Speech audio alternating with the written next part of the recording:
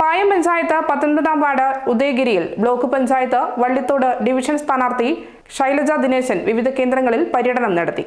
പായം പഞ്ചായത്ത് 19-ാം വാർഡ് ഉദയഗിരിയിലെ block panchayat Vallithode division സ്ഥാനാർത്ഥി ശൈലജ ദിനേശൻ വിവിധ കേന്ദ്രങ്ങളിൽ പര്യടനം നടത്തി. വാർഡ് സ്ഥാനാർത്ഥി Smitha Rajith, Vilamana local secretary Amarjith MS, local committee അംഗം രജിത്ത്, പത്മാവതി തുടങ്ങിയവരും ഒപ്പമുണ്ടായിരുന്നു.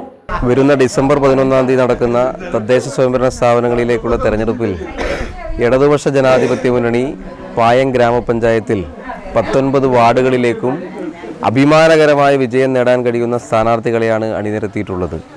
ഇന്ന് പായം ഗ്രാമപഞ്ചായത്തിൻ്റെ ഭാഗമായിട്ടുള്ള ബ്ലോക്ക് പഞ്ചായത്ത് വള്ളിത്തോട് ഡിവിഷനിലെ സ്ഥാനാർത്ഥിയായിട്ടുള്ള ശൈലജ ദിനേശൻ ഉദയഗിരി വാർഡ് 19-ൽ ഇന്ന് വോട്ടർമാരെ കാണുകയാണ്.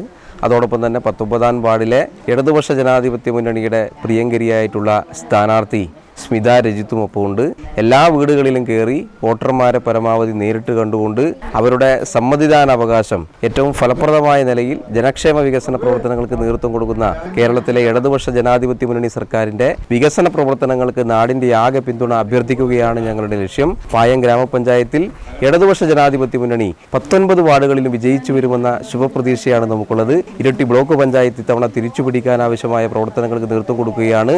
വള്ളിത്തോട് ബ്ലോക്ക് പഞ്ചായത്ത് ഡിവിഷൻ വലിയ ഭൂരിപക്ഷത്തിൽ നമ്മൾ വിജയിക്കുന്ന സ്ഥിതിയുണ്ടാവും. പടിയൂർ ജില്ലാ പഞ്ചായത്ത് ഡിവിഷനകത്തും ഇത്തവണ ഇടതുപക്ഷ ജനാധിപത്യ മുന്നണി വിജയിക്കുന്ന സ്ഥിതിയുണ്ടാവും. നമ്മുടെ മലയോര മേഖലയിലാകെ ഇടതുപക്ഷ ജനാധിപത്യ മുന്നണി സംസ്ഥാന സർക്കാരിൻ്റെ പായം ഗ്രാമപഞ്ചായത്തിൻ്റെ വികസനക്ഷേമ പ്രവർത്തനങ്ങൾ മുൻനിർത്തിക്കൊണ്ടാണ് ജനങ്ങളെ അഭിസംബോധന ചെയ്ത് വോട്ട് ചോദിക്കുന്നത്. നല്ല വിജയം ഇടതുപക്ഷത്തിനുണ്ടാവുമെന്നുള്ളതാണ് പ്രാദേശികമായി വീടുകൾ കയറുമ്പോൾ ജനങ്ങളിൽ നിന്ന് ലഭിക്കുന്ന പ്രതികരണങ്ങളിൽ നിന്നും മനസ്സിലാക്കാൻ വേണ്ടി സാധിക്കുന്നത്.